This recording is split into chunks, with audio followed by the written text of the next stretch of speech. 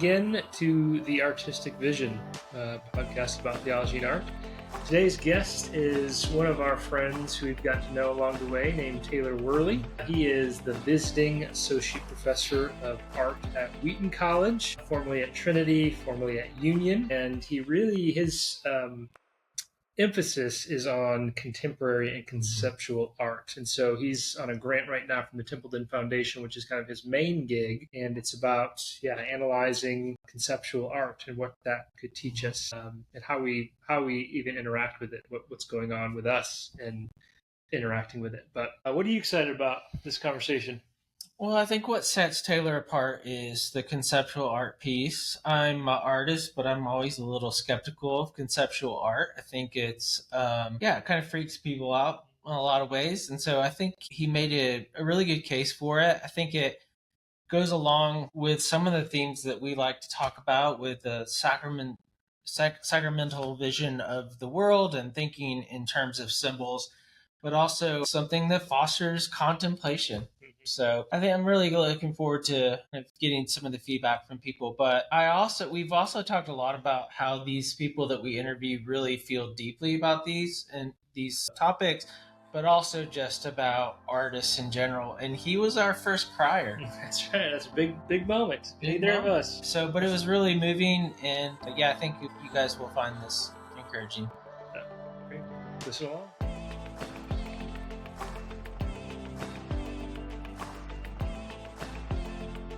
All right, friends, welcome to the Artistic Vision, and on the show today we have the illustrious Dr. Taylor Worley.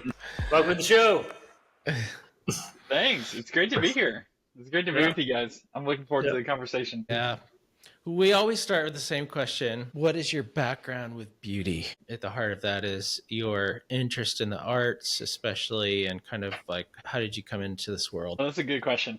I love a little bit of autobiography. Protect me from any overshare. But yeah, I think it's interesting in my story. I feel like the interest in beauty or the aesthetic has, not to try and be too cute in the literary sense, but it's been stalking me my whole life. So I think about, I didn't grow up in the church. I only had kind of tangential interactions with the church, and a lot of my childhood was spent by myself, and my parents really wanted to get out into the country. So we moved out of the city to the country. And I think spending that time outdoors had a lot to do with that. I'm kind of in terms of family of origin, our family culture was a real mashup of some interesting stuff. So on the one side, on my dad's side, we come from this world of hillbillies in rural Kentucky, which I think I can use that word, but I don't think anyone else is allowed to use, without permission. The word. We're in Appalachia, so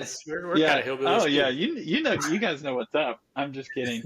But hillbilly. I didn't know the rest of the world knew the word hillbilly. And I guess it's become more more in vogue in recent years. But that, it felt like kind of visiting another country when we visited that side of the family. And conversely, when we visit my mom's side of the family, which was a very staunch Irish Catholic in a suburb of Chicago, that was like another world to me too. And I think kind of observing the Catholic Mass, for instance, in attending family events or, especially funerals, was just grabbed a hold of my imagination at a young age. As a kid, I really loved to draw and was into comic books, and just that, to sound sophisticated, I think, that combination of word and image, was it for me. I was into that. I was very into that. I was not an avid reader as a kid, but comic books I really loved Batman. But, in growing up, I just didn't have the encouragement, or just I thought it was more lucrative to try the most academic routes I could take. So just did not invest in art training. So I don't have any. I loved to draw when I was a kid, and I'm trying to get it back as an adult, but I just didn't invest in that. Just took a lot of AP classes and tried to make good grades and get into a good college and stuff. Anyways, I thought I was going to be an architect, so I got into architecture school, but I was a very young Christian at the time and really wrestling with what that meant. and I enjoyed reading and kind of leading devotions out of the Bible. So I felt like in a very sort of unformed, ill-informed way, some sort of sense of call to the ministry. So I ended up at a Christian liberal arts college. And I was deathly afraid that once I got to campus, there would be a line for pastors and a line for missionaries, and I would have to queue up and I have to pick a line. The really, really great news, and this unfolded over like several years, was that wasn't the case. Whatever call that the Lord had in my life could be discerned over time. And so it was really funny how, like, just in that environment of a kind of a Christian liberal arts small college, the interest in the arts kind of came back, and mainly through sort of being a theological advocate or a theological conversation partner. So in seminary, took any class I could that had to do with culture or art. And then when I was done with seminary and wanted to keep doing what I was doing and had started writing some papers that got me really excited around a conversation between theology and aesthetics, was able to do a PhD in the UK in a much more interdisciplinary mode. Funnily enough, beauty was not much of the conversation at that point because my best friend was a painter, and while I was in seminary, he was working on an MFA at the School of the Art Institute in Chicago. And we just had a really robust conversation back and forth, a lot of time through email and visits and stuff, but kind of tried to keep tethered to each other's worlds, So he was kind of giving me an education in modern art theory and contemporary art, and I was just like, whoa, this is amazing. Like, I just felt like people I was in seminary with or people I was in church with, I'm like, what would they think if they knew this world existed? And I was given the freedom in my PhD, had a fantastic supervisor that just gave me a lot of room to explore that. So I did kind of, this is a lot of autobiography, I know, but was able to sort of become conversant with the contemporary art discourse in a way. I mean, there's many strands in that world, but kind of try and get up to speed a little bit. I think my time teaching in different places I've been able to teach has been about trying to offer maybe that same space for students like me who maybe didn't have a really robust formation as a young person to kind of explore those questions of what is beauty. And when I was teaching in Tennessee, I got to be a part of a teaching team in the honors community, and we had a course called What is Beauty? And that was amazing.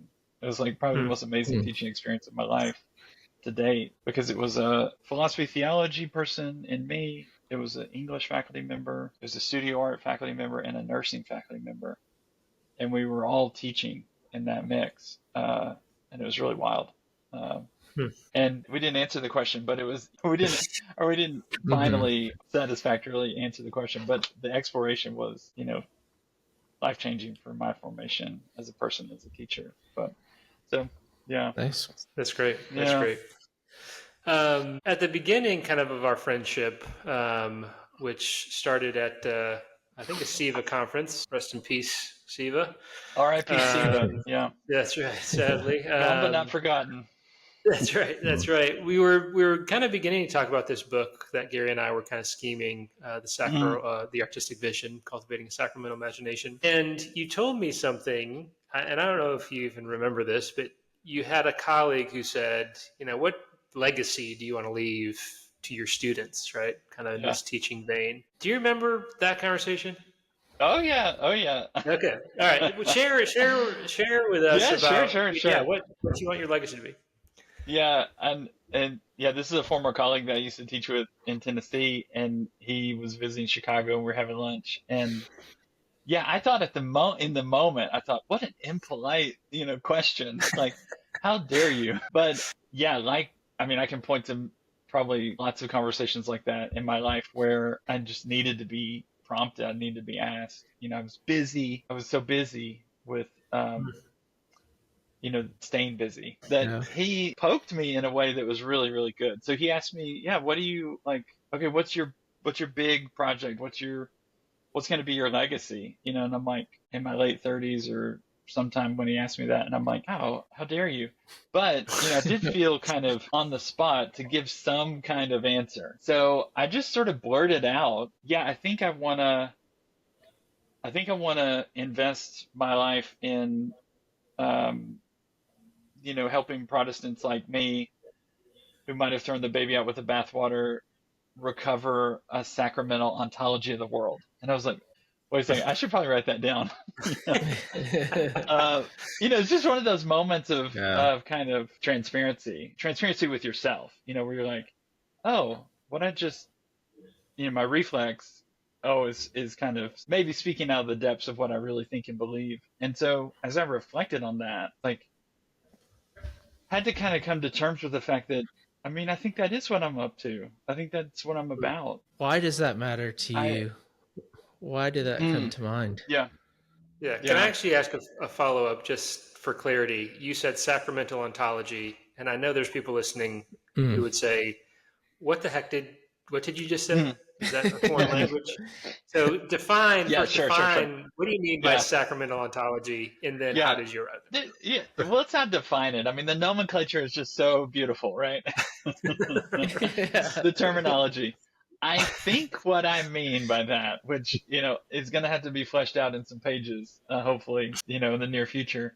But I think what I mean by that is way of seeing the world as struck through, by the grace of God, and that everything is spiritual. There's, that's a phrase that David Dark put on the cover of a book, but I believe it. And what I mean by that term sacramental is, sacramental ontology is an account of the world, an account of being, not just human being, but all of creation, an account of the whole of creation, us included, that's understood to be means of grace, sacramental, a means of experiencing the grace of God, which now that might not, of course, for in your guys' context and, other people that you'll have on this podcast, that's maybe a very elementary perspective. But for people like me who were formed very quickly in the crucible of American evangelicalism, that is not something that I got in my training. But as I was trying to say a little bit about my story,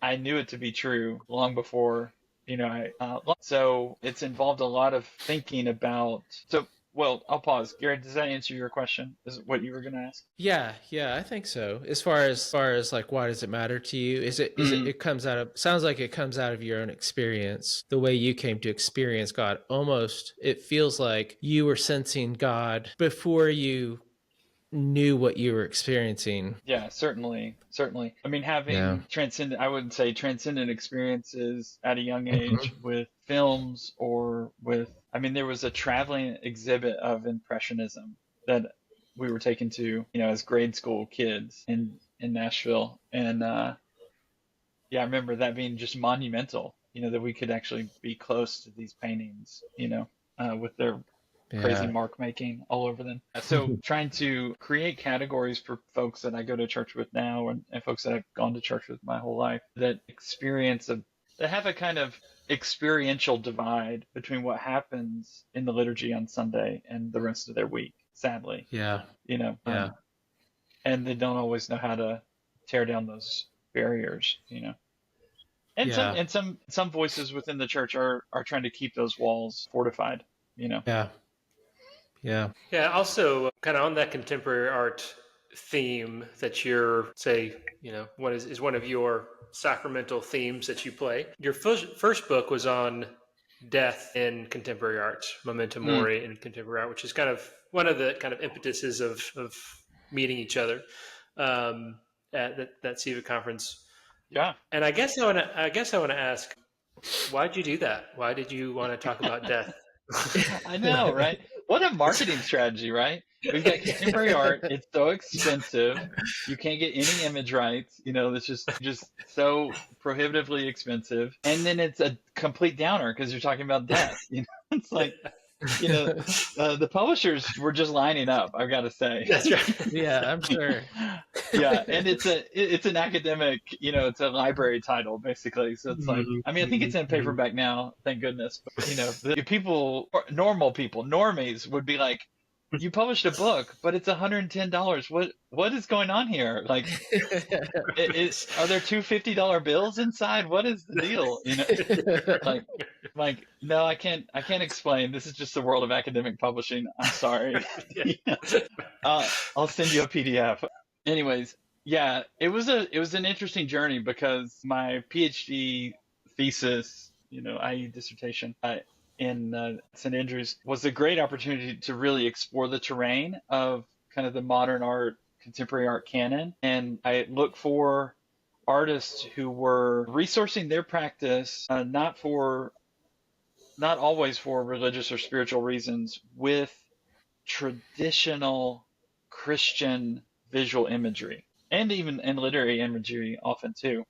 And just explore why these artists were doing that. And in some cases, Francis Bacon is probably the best example. Francis Bacon, one of the most famous British painters of the 20th century, a really kind of, what's the word I'm looking for? Irreducibly weird but unrepeatable kind of artist. But he's painting, after World War II, he's painting crucifixion paintings that don't look like crucifixion paintings, and is using that term and bringing a lot with it. But in the critical reception of his work, art historians and critics don't want to talk about his crucifixion paintings, at least from the perspective of their religious import or whatever kind of conversation could exist around their religious content. And I just thought, let's try. Let's see what happens if we do that. And actually found in many cases these artists, as I brought them into conversation with theologians that were asking similar questions, but not in a visual mode or not in an aesthetic mode, that there was a rich exchange that was possible. So that's a very specific thing, without just sort of organizing it as obviously a dissertation is not a book, is not a monograph. Trying to transform the thing or to morph into a monograph was really hard. And instead of just saying, hey, these are some great case studies, they're all kind of individual and of their own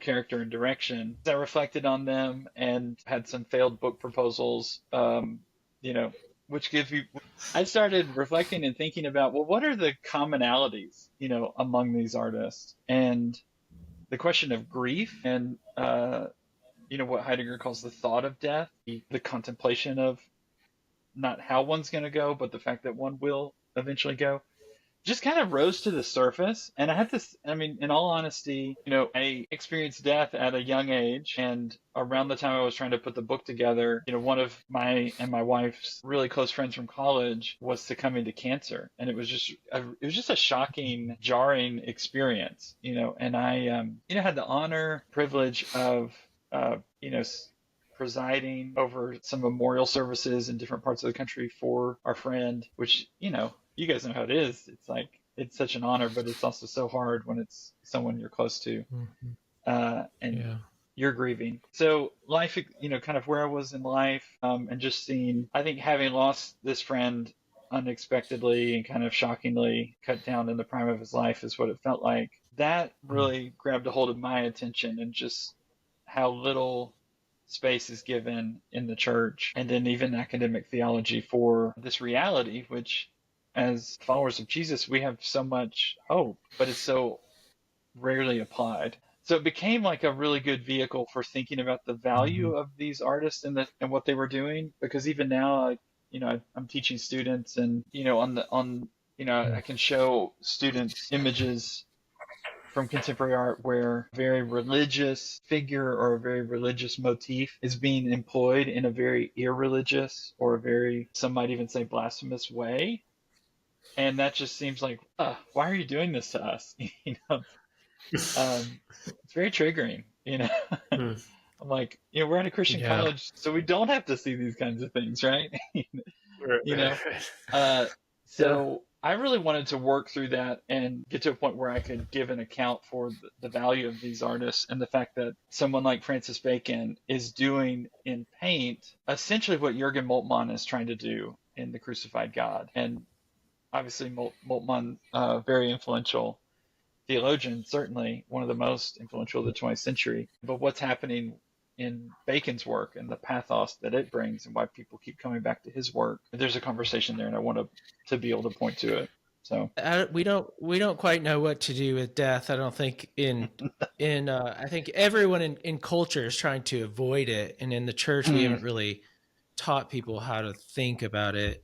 That's why we have celebrations of life now, and of try and breeze by grief or a sense of like sitting in our grief. And I think the sacramental ontology that you talk about actually gives a lot of credence to life, and even contemplating death can make life actually more meaningful rather than less. And maybe one of the critiques on art in general, especially as Christians, is that we have sort of bypassed the reality of life and opted more for a spiritualized or over spiritualized future is a place to kind of spend our time and energy on. Yes. Yeah. That's exactly the connection. Yes. So 100%. what's your current project with contemporary arts? Contemporary arts freaks a lot of people out. I think as Christians, I think that we don't quite know how to think about it. I'm curious about your project, and then maybe why do you feel like it matters that we understand a little bit more? Yeah, thank you so much for the question. I really appreciate it. And I'm grateful for the acknowledgement that contemporary art often freaks people out. It often freaks me out. So I think it's just good to be able to say, like, many of us have had the experience or will have the experience of being in an art gallery and venturing into the contemporary section and coming around the corner and seeing something and being like, what is that? What is that doing here? That's art. What? I think many of us have had that experience. I have that experience from time to time. At this point, being the more conversant with contemporary art, it's actually the inverse where I'm like, well, what isn't art? So I'm looking at the thermostat on the wall or something. That's a bad example, but I can name a few contemporary artists that do really disruptive things like that. So yeah, the last few years have been taken with a fantastic, like, life-changing project that I would have never guessed I would have the opportunity to be a part of. So several years ago now, the Templeton Religion Trust put together a research program called Art Seeking Understanding. And I'm like, yes, please. Like, you had me at the title, obviously, borrowing Augustine's faith-seeking understanding, and I think it's just a great way to describe what they're up to, which is really trying to create a dialogue between humanities people, theologians, philosophers, artists, art historians, musicologists, all sorts of folks, and the empirical sciences, namely neuroscience, in particular neuroscience of art, or what's called neuroaesthetics, and experimental psychology of art, and related disciplines as well, around answering the question, what is art actually doing to us? Like, we want to, folks like us talk about transformation all the time. We love that word transformation. What do we actually mean by it?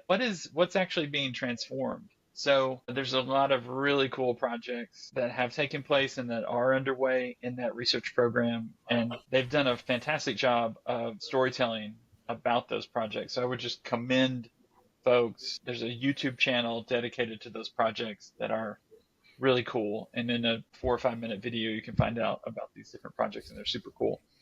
I mean, they're very inspiring to me. My contribution in that broader dialogue has really been around the question of conceptual art, because again, doing a little reflection on the artists that I value so much from the modern and contemporary period, and a research project I got to do some years ago at an artist foundation in New York, I just saw like I have an interest around conceptualism or conceptual art, which is a movement. Real quick, could you? Yeah, go ahead. Sure. Good. I was just going to ask. No, some artists like, I'm with you. Some theologians are like, what is that? Oh yeah, totally. So I could ramble on for a long time about conceptual art, but I'll just say, so in the 1960s and 70s, especially in the New York and London art worlds, you had a lot of art students kind of getting fed up with listening to their instructors, who were a lot of abstract expressionists or minimalist painters, saying that they'll never paint as well as they do. It's kind of bashing their students. You can't get away with this nowadays. I mean, what you can't get away with in art school now, and what was on the curriculum back then. They would give them really harsh reviews online. Yeah, and they could probably oust a lot of them. I mean, let's be honest. I mean, a lot of these folks were not on their best behavior most of the time. But anyways, so you had an intersection of a lot of different interests, a kind of interest in a kind of a sort of, well, I'm trying to keep it an interest in like, well, new materiality. So like, what else can be art? Kind of like what beyond the canvas or beyond the traditional forms of sculpture, for instance, and even performance art was kind of old at that point for some of these folks. So they're asking lots of questions about, what can art be? And that's really informed with a kind of more radical economic or social agenda and thinking about, well, how do we include more people that haven't been included before? How do we, for lack of a better way of saying it, how do we make art that can't be bought and sold in the ways that the art market regulates things, So these are all radical interests, and it sort of sparks this movement of conceptual art, which looks like, art as philosophy in the 70s and 80s especially, but over time begins to like really spread as kind of a virus through a lot of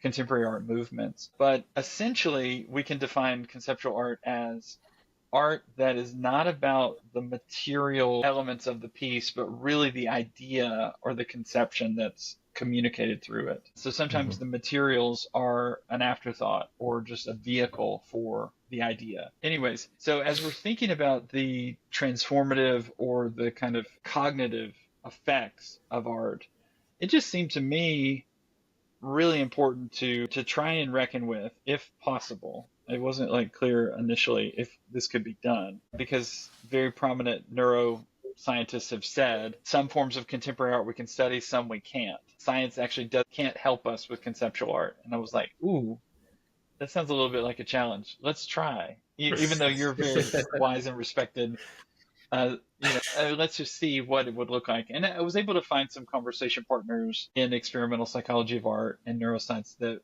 were willing to try. So one of the ways we did that was looking at the body's response. So we did a study, my neuro colleague at Wheaton, we did a study last summer, not this past summer, the summer before, at the Art Institute in Chicago, just trying to see if we could register those embodied feelings of, crap, what is this, that I'm looking at, right? Because we're kind of coming to it from the perspective of, that's what my neuro colleague has studied. The last sort of field research he did was with Navy SEALs in training exercises. So he goes from like studying Navy SEALs and how their bodies respond to stressful situations to studying folks going into the modern wing at the Art Institute. So we're trying to look for like how their heart rate variability is changing, how they're thinking about what's happening as they're looking at these, quote unquote, difficult or challenging works of conceptual art, So that might seem like a really random study, but it was in a broader effort of looking at, and here's I think why it matters, looking at the world in which we live in today and what many people are calling the attention economy, and recognizing that our attention is being bought and sold by the technologies that we use every day, and how that might not be a good thing. And thinking about the contribution that the visual arts in general, but even contemporary art in particular, might offer to that. So there's a lot of conversation right now in museums, especially coming out of the pandemic, around how do we get people to come back and how do we program events in the museum that are going to serve the public's needs. And a lot of that conversation has pooled around sort of well-being and mindfulness and stress relief, and I'm all about that. But in the same way, what we're doing is, or what we've been trying to do, is to argue that, yes, please go sit in front of the Le Grand Jatte by Georges Seurat for 20 minutes. Please do that. Please sit in front of, the Monet haystack. Any haystack you want, just sit in front of it for some time. It will produce benefits in your life. For Gary, I would say, You also got to go find the pre-Raphaelites, sit in front of those for a while, enjoy There the you go. story, be caught up into the mystery of the narrative. But we want to join that course and just say, don't forget about the modern wing, don't forget about the contemporary stuff that we do find difficult and challenging, because we know, and there's a conversation very broadly, thank you, Andrew Huberman, around short-term stressors that have long-term benefits. So I would compare engaging with a work of conceptual art as like unto an ice plunge or kind of intense form of training. It's just training for your imagination, right? Because most of us, we get in those scenarios and we're like, what the heck is this? Like, why is this here? Is this a mistake? And our reflex is to say, well, no thanks, I'm out of here. Like, let me go find the Van Goghs, or, let me go find something I understand or I know is going to be pretty or enjoyable to look at. But for the people that stay, they're then engaged in what what we're trying to describe as pretty high level cognitive engagement, right? And that is intentional on the artist's part. I mean, the artist is trying to raise questions and get people thinking, right? That's why I use the title for my first project, Thinking About Thinking. I mean, that was one of the ways that is kind of a shorthand that one historian had for conceptual art. It gets us thinking about our own thinking processes. So when we do hang around and we start to begin to ask questions of, okay, why is this? This is here for a reason. Why is this here? All right, I've seen some weird stuff in art galleries before, but I've not seen something weird like this. So then you're involved in, memory processing, reasoning and speculation and asking questions, which I would say, like, if people hang in there, they've earned this this really unique kind of meaning. They have sort of worked and collaborated with the artist to arrive at a meaning that's both theirs and something they can talk about with other people. Whereas, studying like a Renaissance painting, it's like, well, here's a school of thought on what this painting means, and you either ascribe to that school of thought or you're stupid, or you're uneducated or unsophisticated or something, right? So these are some of the mechanics. That's a very long explanation, but some of the mechanics that I'm interested in, like, kind of zooming in on and looking at more carefully. So that's what I've been up to. Another just last thing I'll say about that, why it matters, is after 2016 and recognizing that we live in such a divisive, polarized political landscape now, and in the midst of the pandemic, it just became very clear to me that why not jump in on this? I don't know if anybody else is going to do it. And seeing, I feel like I can give a robust account, not just to my brothers and sisters in the church, but to friends and neighbors, of the value of contemporary art. And time is of the essence. I don't think about engagement with the arts as just, great leisurely activity for urbanites like me. I think of it as life-saving measures for my friends and neighbors. I think we need these spaces desperately to stay human. Yeah, it challenges, you just said it's huge. I mean, it challenges our sensibilities, the competition for our attention. It requires attention in order to draw up meaning. And I think it's also interesting for the artist, the way that you begin to look at everything as a symbol or as something that's communicating some sort of idea. So not only are the people required to contemplate in order to draw out the idea, which may or may not align with the idea that the artist has in mind, but the artist is developing a sense of the world that everything has some sort of deeper underlying meaning, perhaps. Oh, yeah. And I do think I was just going to say real quick on that point, I gave a paper at the College Art Association first time and had a great experience, but it was kind of looking at two conceptual artists as providing a form of mystical thinking, sort of a mystical experience, symbolic thinking, that's involved here with the kinds of associations and the kinds of connections they're hoping that people would make. I'm like, this is not really that far from a kind of, medieval ontology, you know? Yeah, it's like you're reading the world with the church fathers in some ways in conceptual and contemporary art. Like they're wanting to see the meaning in under everything. And I think it's a Yeah. beautiful way to see it. And I do think there's like, so Roger Scruton has this documentary he did, this film documentary, What is Beauty, maybe?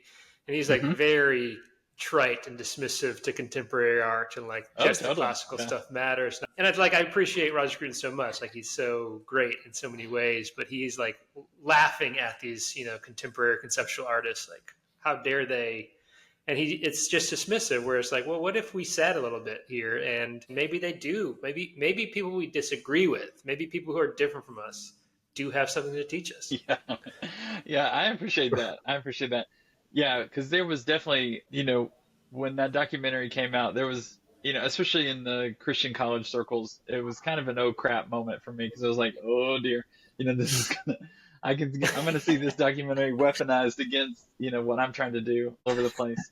But I think, Right. I'm not, Right. I don't want to argue with Roger Scruton. I mean, he would eviscerate me, and I think he's no longer with us, but I don't want to go toe to toe with him. But what I would say is perhaps there's a like sense of competition that he's bringing to the equation where I think, contemporary gets a bad rap so many times where people say, oh, Cy Twombly is just making these crazy marks all over this enormous canvas. It looks like something my 4-year-old would do. And hear that. And, at this point, I'm like, I just pat the student on the back and just say, oh, I love that you think you're the first person to tell me that. We're having such a moment here. I'm so proud of you. I think what I found oftentimes, I was just telling my students this yesterday, I am constantly getting embarrassed in the art museum because like, I'm just like anybody else. I go in and my insecurities, and now that I have like degrees or I teach classes, I'm supposed to know something. And my insecurities flare up and I'm like, oh, especially if it's a new museum that I've never explored. I'm like, so I just start, playing the name game and I'm looking around and like, oh, I know who that is. I know who that is. I'm not looking at anything. I'm not experiencing anything. I'm just like fortifying myself against looking stupid, which is not having an experience, and I inevitably write off artists. I write off people's work and just say, oh, that's not worth my time. Only weeks, months, years down the road to be like, oh gosh, I'm so stupid. That work is amazing.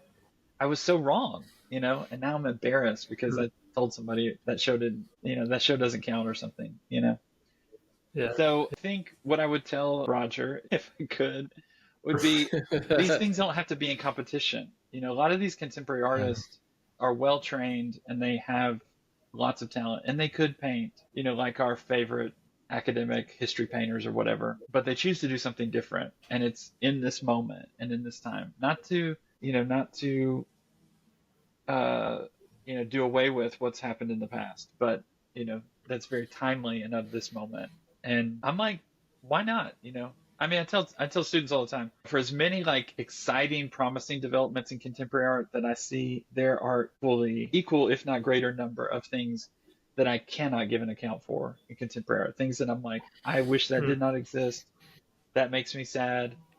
I don't know what to do with that, and I don't, so I'm not I don't want to spend all my time apologizing for contemporary art, but I can't on the same measure endorse all of it. It's a mixed bag and it's a reflection of the fragmented world in which we live in, sadly. It's good. Good.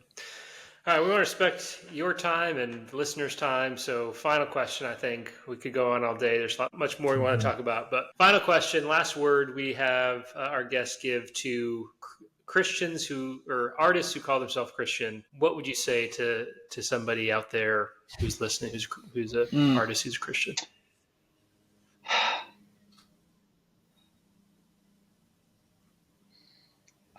Sorry, I don't know why I'm getting a little. Yeah, I'm gonna hold it together here if I can. Yeah, I in the spring was really grateful to do an interview project with a lot of artists, and many of them were Christian, and just got to interview them about their art practice and how they approach it and what it means to them, and reflect with them a little bit about maybe even like how it's kind of formed them as a person. I was just over and over again. Some of these were friends, and then some of these were new friends. Over and over again, I was just astounded by these people, men and women who get up really early before their kids get up or before they go to work just to get a couple hours, maybe 1 hour in their studio. Folks that, will sit and light incense or be still in centering prayer in their studios, many of whom are not putting together a mid-career retrospective for some big art museum. So I was over and over again just astounded. Their devotion to their to the calling that God has placed in their life, and their faithfulness to just keep showing up in their studios. I sadly do not have that kind of faithfulness. I do not. I was under so much conviction because I just kept encountering folks that they're doing is they're believing. They're long suffering, patient, quiet, humble efforts in the studio on just whatever, wherever they feel led to work next was so arresting to me, and it was so convicting. And I was really grateful to have the opportunity to just see into those amazing spaces where so much good is being birthed into the world that maybe not a lot of people will see. And it was just it was so good for me. It was so life-giving for me to get to kind of see into their little world and to have the opportunity to get curious about their practice and about the work that they're making. And it was such an example to me of not anything high and lofty, but just the Christian life, just the life of simple obedience, what Eugene Peterson calls, a long obedience in the same direction. I'm like, whew. And what I want to tell those friends, what I try to tell is you are such a gift to the church, we don't have the language, we don't have the structures probably show that you are not special, but you are special. And you are such a gift to the church, and showing up in your studio to do the work that you're doing in and day out, just getting something down on, just getting, people making incremental, very small incremental advances in their projects before they got to make breakfast for the kids or something. I'm just blown away by it. And I just hope that they know what a gift they are to the church. And, we can talk, and I'm going to keep talking, and I'm going to, try and teach for this, but the way that they're showing up and surrendering to it, even I'll just speak for myself. I can't live with that kind of uncertainty. I'm such a chicken. I don't have that kind of faith, sadly. I want that kind of faith, but I have little faith in comparison to show up like that continually without knowing where it's going or what it's even gonna be. It was astounding. Yeah. But you guys know that. You guys know that's that. really beautiful. Yeah. Well, I'm just amazed that we have the first crier on the podcast and it's not Gary. That was easy. Shocking. Yeah. Well, we're talking about the stuff. We're getting to the core of it. That's true. And I'm so grateful for the chance to get anytime I get to spend with you guys is good. Yeah. Is good time. But to get to talk with you. Taylor. Yeah. Well, thanks so much for sharing and being here. And I think what an encouragement to artists too to keep showing up even when it feels pointless, like it's not doing anything. Like what a testimony of their lives and their work, and to us in the church to say, man, there are reasons that are non-economic to do something really good. Yeah. And it's a model. So thanks for sharing that and sharing that experience and all your wisdom, man. It's been great. Yeah, thank you. Thanks, Taylor.